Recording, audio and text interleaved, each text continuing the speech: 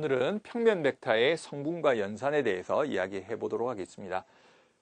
이 부분은 쉬워요. 그러니까 우리가 이제 벡터를 쓰는데 그 벡터를 이제 우리가 위치 벡터도 배웠잖아요. 이제 우리가 성분을 통해서 나타내게 되면 우리가 익숙한 좌표처럼 표현되는 것처럼 보입니다. 물론 좌표와 완벽히 똑같은 건 아니에요. 자, 우리가 두 벡터가 있는데, 자, A 벡터가 있습니다. A 벡터 있는데 지금처럼 A1, A2. 그러니까 X 성분으로 요만큼, Y 성 요만큼. 우리가 이제 평면에서는 두 방향으로, 그러니까 두 방향이 표현되죠. X 방향과 Y축의 방향으로. 그래서 우리가 할 때 이렇게 이제 성분 벡터가 표현이 되는 거고요. 만약에 이 좌표처럼 우리가 벡터를 이제 표현을 하게 되는 겁니다. 그러니까 유일하게 결정이 되겠죠. 근데 만약에 이 두 벡터가 같대요. A 벡터랑 B 벡터가 같다면 각각의 성분들끼리 같아야 됩니다. 그러니까 X 성분도 같고 Y 성분도 같다는 겁니다. 그리고 이러한 벡터의 크기를 구할 때는 우리가 알고 있는 피타고라스 정리, 우리가 점과 점 사이의 거리 구하듯이 원점과 이 A라는 점의 거리를 구하듯이 똑같이 루트의 A1의 제곱 더하기 A2의 제곱입니다.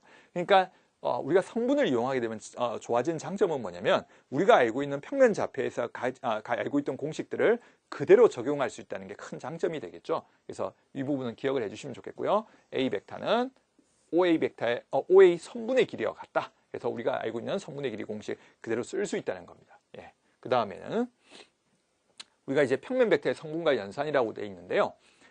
실제로 이원 벡터라고 하면 X축 방향으로 가는 단위 벡터예요. 단위 벡터가 뭐였죠? 크기가 1인 벡터죠. 그러니까 우리가 좌표에서 보시면 이쪽 방향으로 1,0 이렇게 해서 이 단위 벡터가 되는 크기가 1이 되니까 이쪽으로 0,1 그죠? 그래서 이제 E1도 단위 벡터가 되고 E2도 단위 벡터가 되는데 X축과 평행하고 Y축과 평행하다는 겁니다. 그렇다면 우리가 알고 있는 선분은 결국 X축의 방향의 단위 벡터, 그죠? 단위 벡터의 이 크기만큼 배. 그 다음에 또 Y축의 단위 벡터의 성분의 배. 그러니까 이게 좀 어려운 표현처럼 보이지만 이런 말이에요. 만약에 2,3이라고 하면 2의 E1 벡터 더하기 3의 E2 벡터라고 적을 수 있다. 뭐 이런 이야기가 되겠죠. 그 다음에 우리가 벡터의 합을 할 때는 성분끼리 할 때는 각각의 성분을 더해 주시면 된다는 겁니다. 그죠? 각각의 성분을 더해 주시면 우리가 되고요. 당연히 복분은 동순이 되겠죠. 자, 그 다음에는 벡터의 실수배가 되면 각각의 성분을 실수배 해주시면 됩니다. 그죠? 그러니까 만약에 2,3이면 4,6 이렇게 표현이 된다. 이런 이야기예요. 그죠? 자, 그 다음에는 두 점에 대한 평면 벡터의 성분과 크기를 보시면 우리가 AB 벡터는 벡터의 차를 이용해서 OB 벡터 마이너스 OA 벡터였죠. 근데 OB 벡터의 성분이 B1, B2고 OA 벡터의 성분이 A1, A2니까 X 성분끼리 빼주시고 Y 성분이 빼주시면 이렇게 표현이 되겠죠. 그리고 이 AB 벡터의 크기를 구할 때는 당연히 피타고라스의 정리를 쓰셔서 B1에서 A1을 빼서 제곱 더하기 B2에서 A2를 빼서 제곱으로 나타내게 됩니다.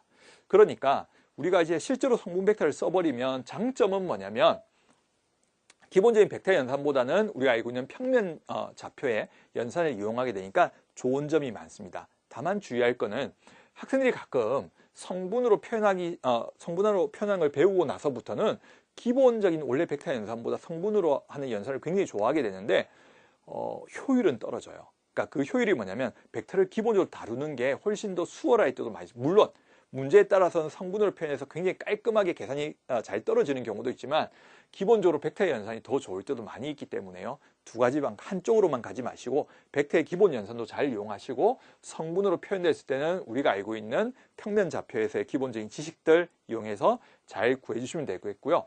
다시 한번 강조드리지만 우리가 중학교 때 배웠던 도형에 대한 기본적인 이해는 굉장히 중요합니다. 그러니까 이게 왜 이렇게 돼요? 라는 거는 고민할 게 없죠. 우리가 중학교 때 피타고라스의 정리를 배우면서 우리가 점과 점 사이의 거리를 구하는 공식은 다 배웠잖아요. 그러니까 성분으로 표현하는 순간에 우리가 알고 있는 점, 도형적인 성질을 그대로 가져오기 때문에 그런 부분들은 잘 확인을 해주셔야 될 것 같습니다.